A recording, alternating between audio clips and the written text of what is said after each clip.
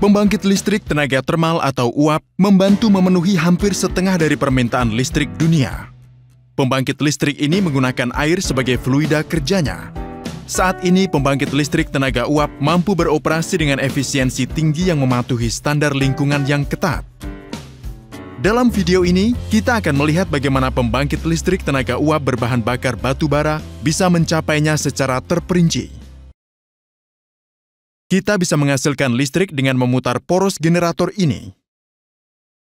Generator menghasilkan gerakan dari turbin uap, bagian terpenting dari pembangkit listrik. Untuk memutar turbin uap ini, Anda harus memberikan uap bertekanan dan bersuhu tinggi pada inlet turbin. Ketika turbin menyerap energi dari fluida berenergi tinggi, tekanan dan suhunya turun menuju outlet. Anda bisa mengamati lebih dekat bilah rotor turbin uapnya yang berbentuk unik.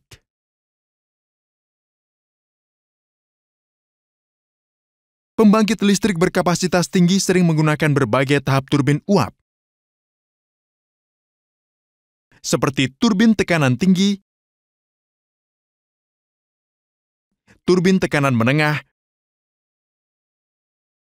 dan turbin tekanan rendah. Jadi, sekarang kita sudah memenuhi tujuan kita. Kita sudah menghasilkan listrik dari generator. Jika kita bisa mengembalikan uap bertekanan rendah dan bersuhu rendah ke kondisi semula yang memiliki tekanan dan temperatur yang jauh lebih tinggi, kita dapat mengulangi prosesnya. Langkah pertama adalah menaikkan tekanan. Anda bisa melakukannya dengan menggunakan kompresor. Tetapi mengompresi uap adalah proses yang memerlukan energi terus-menerus, dan pembangkit listrik semacam itu tidak akan efisien sama sekali. Cara mudah yang bisa dilakukan adalah dengan mengubah uap menjadi cairan dan meningkatkan tekanannya. Proses ini akan memerlukan kondensor penukar panas yang berada di bawah turbin tekanan rendah. Aliran air dingin mengalir melalui tabung dalam kondensor. Uap menampik panas ke aliran cairan ini dan menjadi terkondensasi. Kini kita bisa memakai pompa untuk meningkatkan tekanan feed air ini. Biasanya digunakan pompa sentrifugal multistage dalam proses ini. Dengan begitu, tekanan akan kembali ke kondisi semula. Tugas selanjutnya adalah mengembalikan suhu ke nilai aslinya.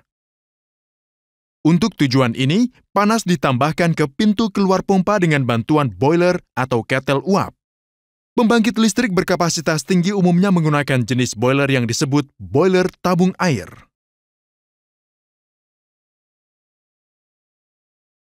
Batu bara bubuk kemudian dibakar di dalam boiler.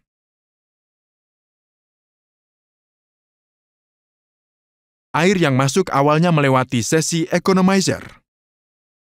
Di sini air akan menangkap energi dari gas buang. Air mengalir melalui daun kamar dan kemudian melalui dinding air yang mengubahnya menjadi uap. Uap murni dipisahkan di drum uap. Sekarang fluida yang bekerja kembali ke keadaan semula, tekanan tinggi dan suhu tinggi. Uap ini dapat dimasukkan kembali ke dalam turbin uap.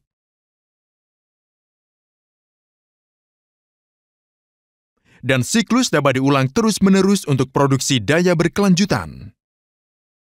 Tetapi pembangkit listrik yang bekerja dengan siklus Rankine dasar ini akan memiliki efisiensi yang sangat rendah dan kapasitas yang rendah. Kita dapat secara signifikan meningkatkan kinerja pembangkit listrik dengan bantuan beberapa teknik sederhana. Dalam kasus superheating atau gas panas lanjut, bahkan setelah cairan diubah menjadi uap, lebih banyak panas ditambahkan.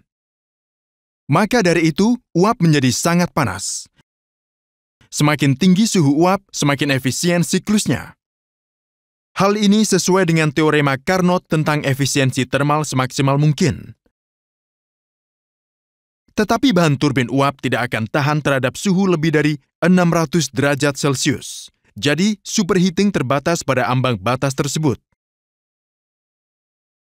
Suhu uap berkurang saat mengalir di sepanjang barisan bilah, sehingga cara terbaik untuk meningkatkan efisiensi pembangkit listrik adalah dengan menambahkan lebih banyak panas setelah tahap turbin pertama. Penambahan ini dikenal sebagai pemanasan ulang, dan proses ini akan meningkatkan suhu uap lagi yang mengarah ke output daya tinggi dan efisiensi yang lebih besar. Sisi tekanan rendah dari pembangkit listrik cenderung menyedot udara atmosfer, bahkan dengan pengaturan penyegelan yang canggih. Gas terlarut dalam feed water atau air umpan akan merusak bahan boiler seiring waktu. Untuk menghilangkan gas terlarut ini, maka digunakan pemanas air umpan terbuka. Uap panas dari turbin dicampur ke dalam air umpan. Gelembung uap yang dihasilkan akan menyerap gas terlarut. Pencampuran juga memanaskan air umpan yang membantu meningkatkan efisiensi pembangkit listrik ke tingkat yang lebih besar. Semua teknik ini membuat pembangkit listrik modern bekerja dengan efisiensi berkisar 40–45%. Kini, kita akan melihat bagaimana penambahan panas dan penolakan panas dieksekusi di pembangkit listrik yang sebenarnya. Cairan dingin dialirkan ke kondensor dengan bantuan menara pendingin.